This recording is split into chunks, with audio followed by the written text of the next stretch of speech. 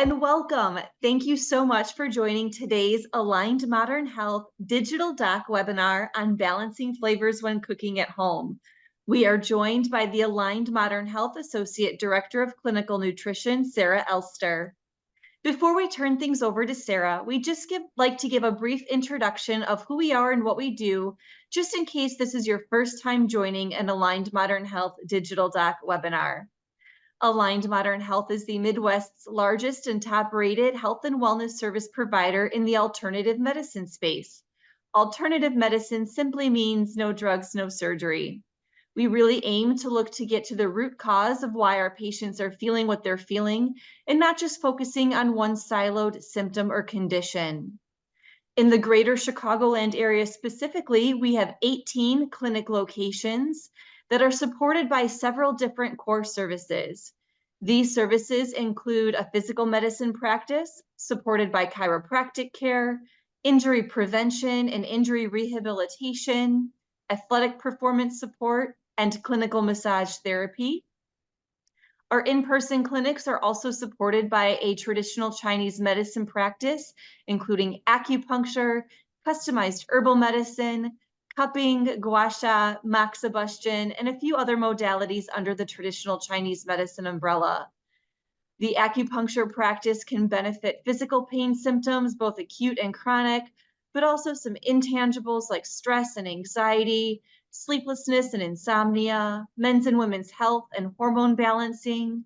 We have a nationally recognized fertility support program for both men and women. We support seasonal allergies, gastrointestinal issues, neurological concerns, and a whole host of concerns and conditions in the body through the holistic Chinese medicine approach.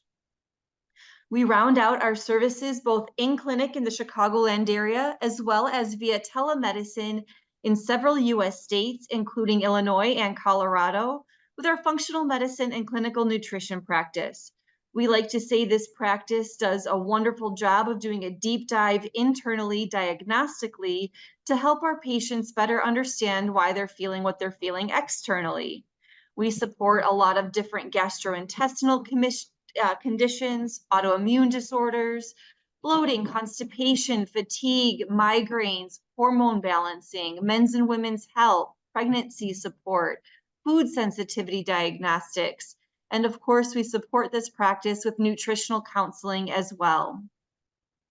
Aligned Modern Health is in network with most major insurance providers, and we are very happy to help you determine your costs and coverage with your individual insurance plan. As we know, insurance can be very confusing sometimes. We also offer free 15-minute consultations for each of our practices in case any of this here piques your interest, but you'd like to speak with a provider privately, one-on-one, to get some questions about your specific concerns, conditions, and goals answered. Speaking of questions, we absolutely encourage your questions here today for Sarah Elster on all things balancing flavors. At any time during the webinar, you are welcome to type your questions into the Q&A feature of Zoom. That's the icon with the two little conversation bubbles labeled Q&A. We will address questions at the end of the presentation. All of that said, it is our pleasure to turn the content over to Sarah Elster. Thank you so much, Janine. Like Janine mentioned, my name is Sarah Elster. I am a registered dietitian here on the clinical nutrition team. I am also the Associate Director of Clinical Nutrition as well for my Aligned Modern Health. So I've been here for about 3 years, and some of my clinical passions include gastrointestinal health, cardiometabolic conditions, hormone imbalances, as well as optimizing fertility and pregnancy, as well as chronic disease prevention, as well as autoimmune diseases. So I received my dietetic education from Dominican University. I completed my dietetic internship at the University of Chicago Medicine, Ingalls Memorial. And I also have about 2 certifications. One is in the low FODMAP food plan, and the other is in integrative and functional nutrition. So enough about me. I'd love to get into balancing flavors while cooking at home. So our first goal is to actually define what we're going to be talking about. So there's a main umbrella. That main umbrella is flavor. So I want you to think about that as the main piece. And then we also have these different components that are under the umbrella, such as taste, smell, texture, and temperature that all can make up the flavor of a food. We're going to dive into taste first. And so let's define taste. It is the sensation produced when a substance in the mouth chemically reacts with taste bud receptors. And what's really awesome is that we've got about 5,000 taste buds on the front of our tongue alone. And so that's a lot of flavor. And so when we think about it, each of those taste buds also has a ton of receptor cells. So that can equal up to somewhere between 250 to 500,000 different taste bud receptors per tongue, which is a lot of flavor coming in.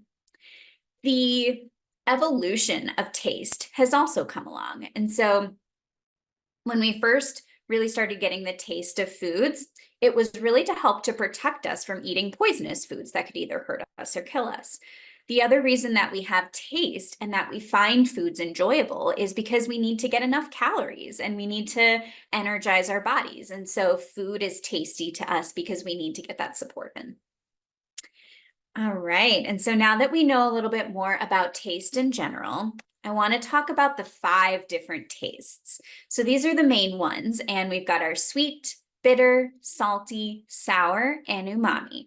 So I'd really like to dive into those 5 to start with so that we get a good definition of what they are.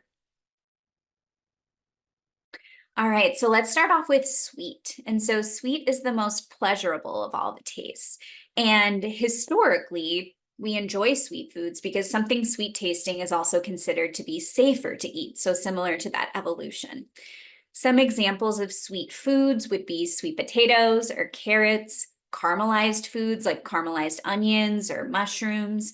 And then you have fruits. So you've got all those fruits listed there. And then we have any and all type of sugars that might be in the diet. So if it's maple syrup or honey, nectar, sugarcane, molasses, brown and white table sugar.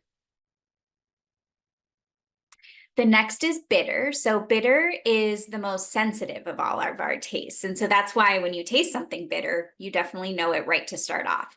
So bitter is often perceived as a very sharp sensation on the tongue. Examples of that would be coffee, unsweetened cocoa, hops or beer. And then you also have some of those more bitter vegetables like kale, dandelion leaves, arugula, Swiss chard. And then you also have things like olives and chicory root that can also be a little bit bitter. Next, you have salty. So salt is an enhancing flavor. So whatever flavor that you have already in your food, whether it be spices or seasonings, or again, just the natural taste of that food, the salt is going to actually enhance that flavor. Salt in more historically and currently as well, was really used a lot for preservation as well as for that flavor enhancement to make food taste a little better. But back in the day, preserving meats or preserving cheeses so that they lasted longer with minimal refrigeration, since we necessarily didn't have that a long time ago, this was a great way to preserve food so that it did last longer for us. Some examples of salty foods can be things like pickled vegetables, as well as more processed foods. So if you think about frozen dinners, those usually contain some sodium or salt. We've got chips, pretzels, popcorn. Those are some other places that that flavor has been enhanced using the salt. And then you have your sour foods, and this is the most lip puckering of all the tastes. So if you remember, we've got all of our taste buds in the front of our tongue. So a lot of them are located there. And so whenever we get that sour flavor, our mouths kind of come together into that lip pucker.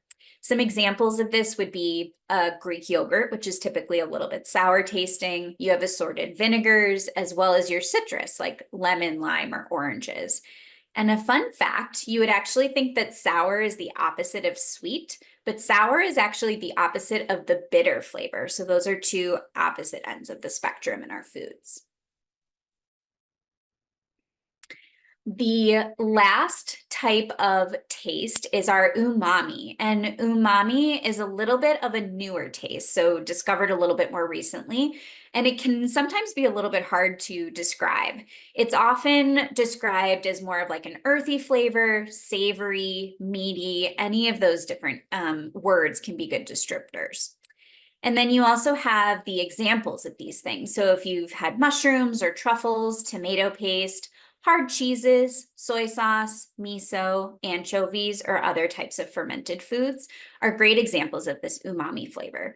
Umami can bring a lot of really amazing richness to a dish, and it's great to often cook with these different types of foods. All right, and so we just did a definition of how we are pulling these different tastes together into creating flavor. So you can see here on this chart, you've got all your different ones that we just talked about. So we have umami, sweet, bitter, salty, and sour. So those are just a few of these different element profiles of flavor. We also have 3 more. So I like to think about texture. So the texture of a food is the mouth feel. This is the element that has more of a sensory experience for us with our food. So you can think about anything from silky to crunchy, rough, hard, smooth, or gooey. Lots of different things that we can describe as more of our textures for foods. And then that really impacts how our eating experience is. So if there's a food that's supposed to be soft, but it's crunchy, you're going to get a different experience of that versus when you're eating the food in the texture that it is supposed to be served at. And then the next one is spicy. So spicy is actually, so spice in general is the degree to which capsaicin, piperine, or other spicy elements are detectable in the food. So like salt and like sugar, spicy ingredients are used more as that enhancement of the flavor that's already in the dish. So it helps to kind of bump and boost that up and make it a little bit more aromatic. The degree to which a food is spicy can definitely be based on personal preference. So it doesn't have to be a spicy dish in order for it to be the best flavor possible. It really is based on your personal preference to the spice level. And then next we have temperature. So temperature is the experience at which the food is consumed, because that can sometimes affect its flavor by dulling or heightening the flavor of the food or the taste. We'll talk about some extra examples a little bit later on, but this can really truly impact the overall eating experience if it's not the right temperature it should be served at. So again, taste, which were all the ones that we talked about, along with texture, temperature, and spiciness, all equal the overall elements of a flavor profile. So next I want to talk about how we build, correct, and balance flavor. So now that we know kind of what those tastes are, how do we build, correct, and balance these into our dishes with some great specific examples? So let's start off with how to build the flavor into a dish. These are some great tried and true flavor combinations. And everyone who signed up for the webinar today, you're going to receive a copy of this PowerPoint as well as the recorded video so that you can reference this in the future. So you can always kind of write these down. Otherwise, you're definitely going to get these. So the first one to talk about is basil, oregano, garlic, and onion. That's a fantastic flavor combo. So you've got some herbs in there, we have some spices, and then we have that citrus from the lemon. So I like to think of this as chicken or doing fish is a great combination, or pastas, more Italian. Next, we have our cilantro, lime, cumin, ginger, and soy sauce. And so you have the umami from the soy sauce and smokiness from the cumin. And then you also have some great brightness from the cilantro, lime, and ginger. So it's a great combination to bring those different flavors together. Next, you have your rosemary, sage, and thyme. So rosemary, sage, and thyme, I want you to always think about like a roast. So if you're thinking about Thanksgiving or roasting turkey or chicken, those are great ones to really incorporate some wonderful flavor and a great aroma to that dish. And then next you have your Dijon mustard, balsamic vinegar, and garlic. Another great combination that can be used as a marinade. The next one is paprika, garlic, and chili. So this one again brings smokiness. So I think of smokiness when it comes to the paprika and chili, and then the garlic just adds a little bit of that great enhancement of flavor. This would be great on chicken. It would be great as part of a rice dish or with some beans. We can definitely sprinkle a little bit of this type of thing onto roasted vegetables as well. And then next you have the chives, sesame oil, soy sauce, and mushrooms. I like to think of this as a good stir fry option. And again, we're bringing in more of the umami from the soy sauce and the mushrooms, which really gives a good enhancement and overall flavor. The last one is capers, parsley, mint, and lemon. I like to think of this one with fish. There's also some great pasta dishes that can go along with that as well. All right. And so what happens if you're thinking that your meal might be a little bit too bland? So maybe you're looking to add a little bit more of this flavor. You can add herbs, spices, vinegar, as well as citrus to really boost up and bump up the overall flavor profile. So first we have our herbs and spices. I like to think of herbs as spices as really good anti-inflammatory benefits to foods, as well as bringing in that great rich flavor. So our herbs are very anti-inflammatory. So if we think about cilantro or rosemary, thyme, oregano, basil, dill, and chives, these all are wonderful flavor additions along with the spices. So we have our ginger or garlic, turmeric, you've got paprika for some smokiness. You could add mustard or pepper. And then even when you're thinking more about sweetness, we could do something like cinnamon or nutmeg. What I love to recommend even too with some of these spices is ginger and turmeric. One, they're very anti-inflammatory, and the other is that those are made from roots. And so I've even recommended that you get little turmeric root or even ginger root and kind of have that on hand to add in some quick fresh herbs and spices to that meal. And then also with the ginger and the turmeric, you could always steep that in something like a tea or make like a ginger cucumber infused water. So we can kind of bring these flavors into otherwise more mundane things like maybe a glass of water so that it does add some really awesome uniqueness to it. You can also add the vinegars and the citrus. I like to think about vinegars and citrus as being really good as a part of your marinades. So it's a great marinade that helps to kind of start breaking down those meats a little bit, get them tender. And then again, they also support a lot with adding some great bright flavor. The last one is the umami. So the umami, again, is going to bring a lot of earthiness or roundness to a potentially otherwise flat recipe. All right, and these are just some other chef's tips. And I love this because it just gives you a good idea of what flavors could go with different types of foods specifically. So if we look at chicken, a great combination would be oregano, paprika, and rosemary. Or if you wanted to do sage with chicken, thyme or citrus like lemon, those are great to add in for something like a chicken dish. And maybe you're making lamb, we can do a curry powder or garlic, rosemary, or mint can add a lot of great flavors. And then when you're thinking about some others like the green beans, more vegetables, summer squash, tomatoes, all of these can really get a lot of enhancement from these different types of herbs and spices. And then going into winter, if we think too a little bit more about potatoes or winter squash, you can see potatoes do really well with dill, onion, garlic, paprika, parsley, and sage. And then our winter squash, that can go either sweet or savory. So you could do a little bit of ginger and nutmeg or cinnamon with your squash, or you can make it more savory with more of an oniony flavor. All right, so now that we talked about building flavor, now I want to talk a little bit about the balancing or correcting of flavors. So let's say that your food is too sweet. We want to try to add a little bit of some of the opposites. So maybe adding a little bit of acid like vinegar or citrus to a dish. You could also try adding a healthy fat. So maybe some olive oil, avocado, or some Greek yogurt. That will help to really support with kind of lessening a bit of that sweetness.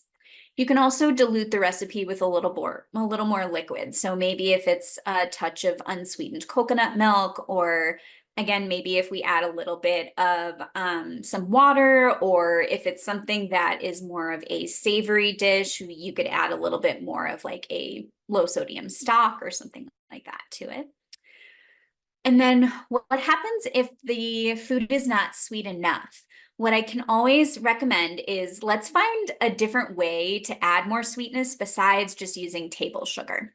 So the table sugar is going to be more of a refined, so more of a cane sugar. So we can try to use a little bit more of a natural form. So maybe we add a little bit of agave, we can add some fresh berries. You can even add, again, things like tomatoes, carrots, or molasses for some sweetness, along with honey, maple syrup, and nut butter. And remember when I talked about the temperature of foods, this is where that comes in a little bit. So the colder a food is, the less sweet it's actually going to taste. So I know a lot of chefs and cooks will actually let berries sit out maybe 10 or 15 minutes to kind of get to room temperature before serving, because it does make them more sweet at a little bit more of a room temperature versus very, very cold. All right, next we have our bitter. And so bitter ingredients are going to create a sense of lightness to a dish. It can balance sweetness as well as cut richness. And it's also used as more of an appetite stimulant, or it could be more of a digestion support. So if you've ever heard of an aperitif or a digestif, those things come either before or after your meal, and it's made from some of those different bitter ingredients because it can promote digestion. And then the chef's tip is that it's better as a background flavor. So I definitely recommend trying to use it more on the side, like having a little side of arugula, or using the balancing of a little bit of a sourness to the dish, so a little bit of lemon, and then you could always put that on the arugula. Something like that. Again, those opposites would be a good combination. So what happens if the dish is too bitter? You get to it and you're saying, oh, this is a little bit too much. What we can definitely do is add that opposite, so that sour ingredient like a vinegar or a citrus. You could add something sweet like carrots, corn, or sweet potatoes, or you could add a warming spice, so more of like a cinnamon or a nutmeg. Similar to the cold ingredients, the warmer a bitter food is, the actual like less bitter it will taste. And so a lot of times if foods are cooked versus they're being served raw, you're actually going to notice that it has less of a bitter flavor. All right. And so the next one is salt. And so what if your food is too salty?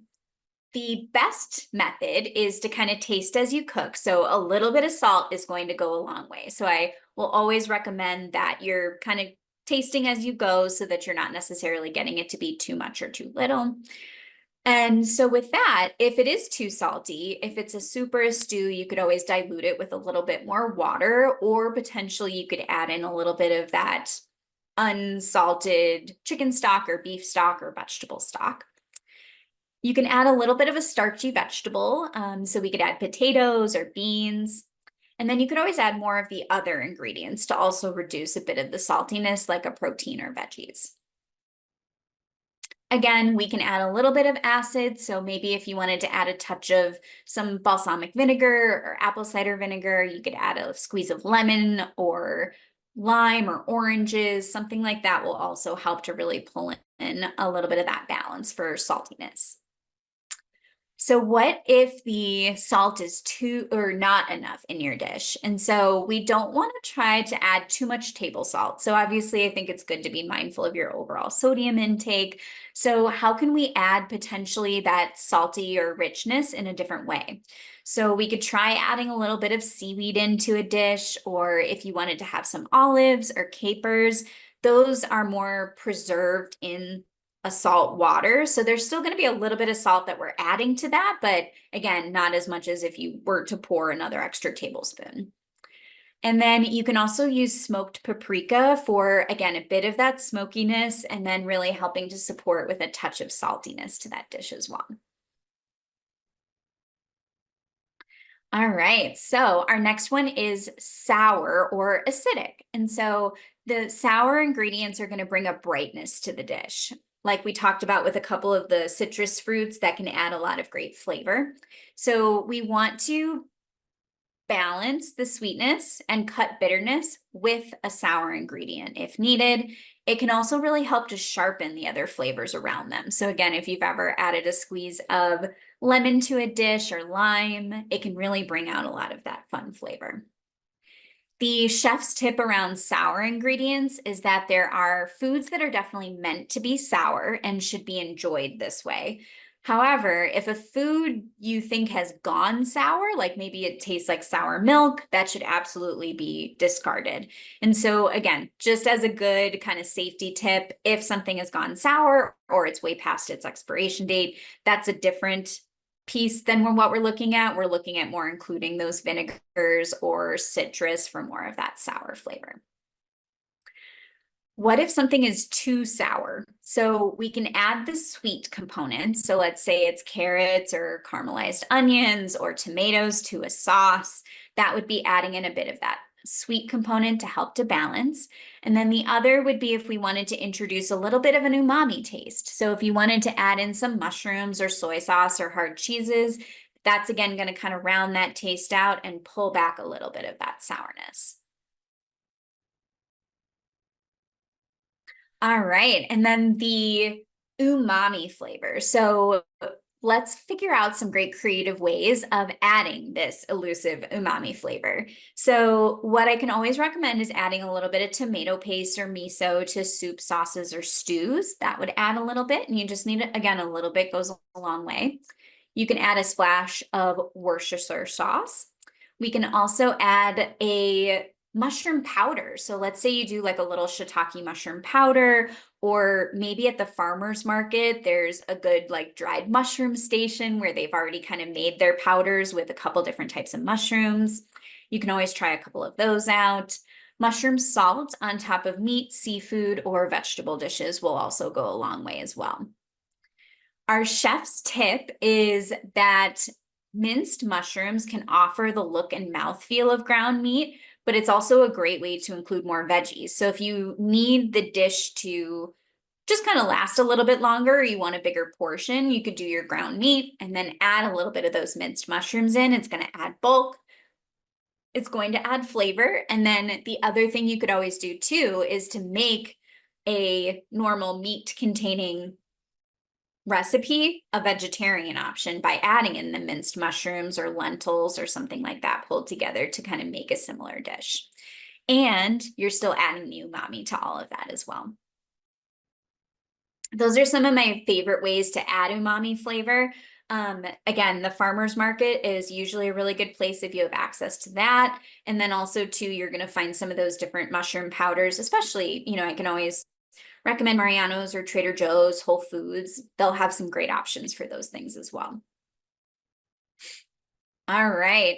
And our last area that we want to talk about balancing is spiciness. And so while not a main taste profile, the spiciness of a dish can be important too, again, depending on your level of spice. And so the chef's tip is that, again, a little spicy will go a long way. So if a dish needs a little bit of a kick, you could always try adding a little bit of chili powder, jalapenos, cayenne powder, or even some red pepper paste or red pepper flakes. Those would add a touch of that spicy zest. And just make sure, again, to test along the way, similar to salt. And that, again, is just going to help you to build it to the level that you're most comfortable with. And then how about if it's too spicy? What we can add is something that's going to balance it. So more of a cooling ingredient like coconut milk, mayo, avocado. Those are some main ones that come to mind. And then we can also potentially add a sweet component. So more of like a honey or a molasses can help to just take a little bit of that edge of the spiciness off. So that's usually another great place that I like to recommend as well. Even better is you could keep the spice and then serve the dish with a side of sour cream or, again, the Greek yogurt for the best of both worlds. So you could always blend a little bit of those things together. All right. So that is rounding out the different types of flavors and how we can balance them. So my final thoughts on some of these different foods. And so These are a couple extra little cooking tips. So when sauteing or searing a food, I definitely don't want you to get rid of that brown stuff at the bottom of the pan. So if you notice that there's a little bit of some of that crust, that's called the fond. And the fond has a ton of flavor because sometimes our herbs and spices will fall off of the food and kind of start to get mixed in with all the oils and all of the juices from the meat that you're cooking or the veggies. This stuff should definitely be utilized. So in order to get the fond off the bottom of a pan, you can deglaze it. And deglazing is when you add a little bit of vinegar or stock, tomato sauce, just a little bit of something to kind of scrape and lift it up to get that fond into the dish. It's going to bring so much wonderful flavor into all of that dish as well. And there is definitely a difference between brown and blackened. So I would definitely kind of start to scrape it when it's got more to that brown color. When it gets to more of the black color or more of a charred, it's potentially a little bit too burnt. So I would definitely kind of watch out for that brown color.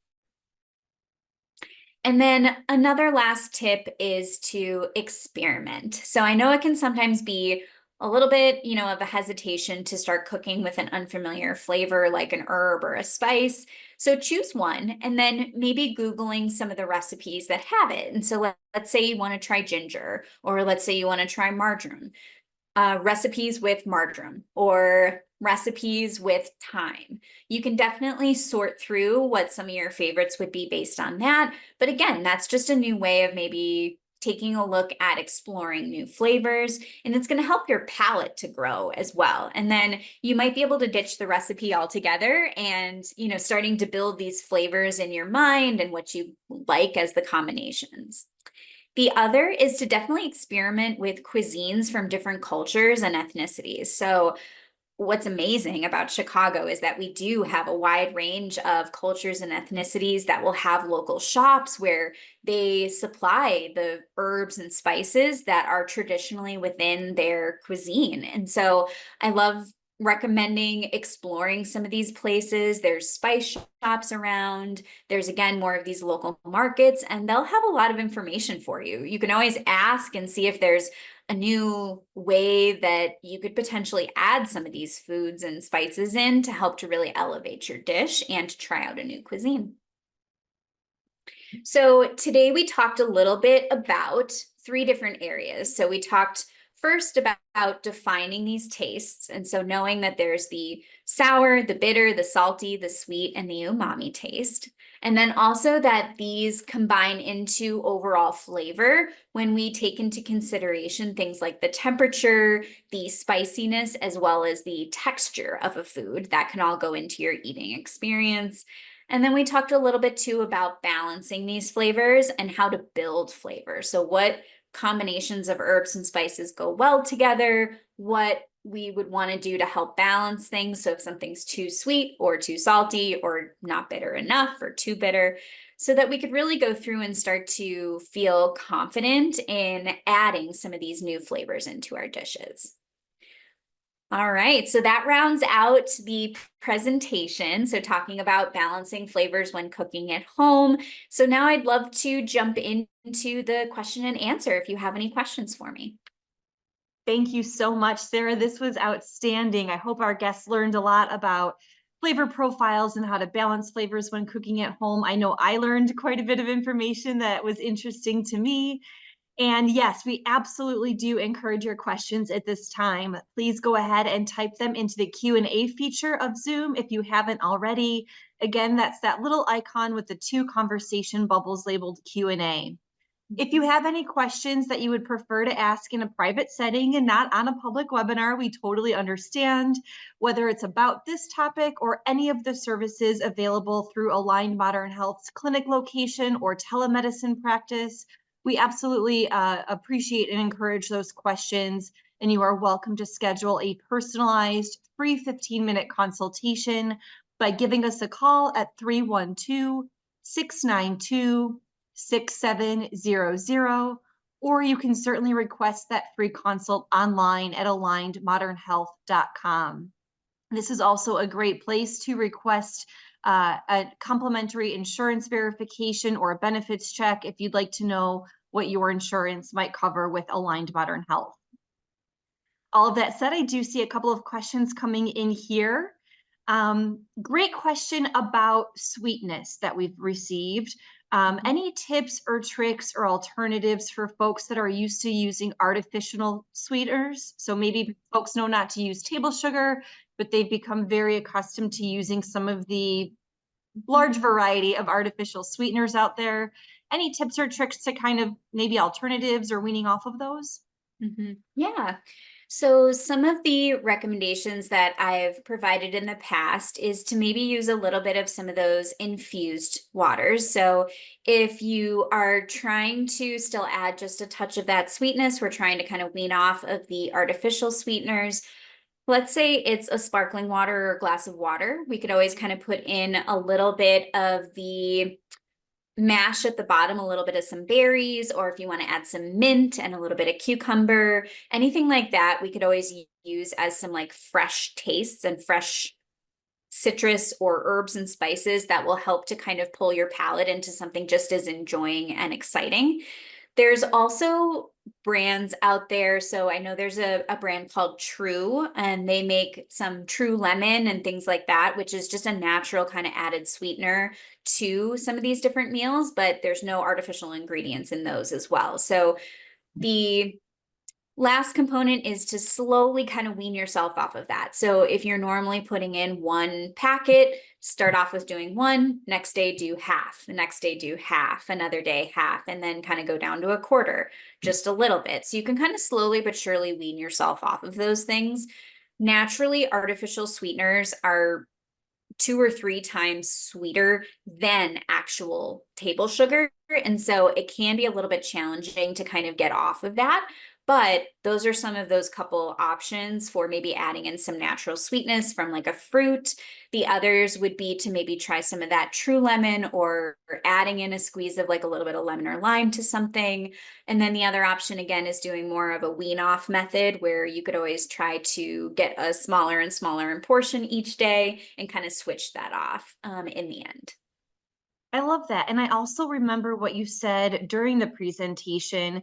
If we are, cooking recipes or maybe not just a beverage, but using things that are naturally sweet instead of sweeteners or sugar, like the honeys and the molasses, and even Mhm. sometimes savory items. Like we think of carrots as being, more of that vegetable flavor profile, but they are very naturally sweet. And that's why things like carrot cake exist, right? So, like, I think there are whole food ingredients that we can also think about incorporating when we're cooking or preparing consumables for ourselves that are naturally sweet versus adding, sugars or sweeteners in. So thank you for going through those during the presentation.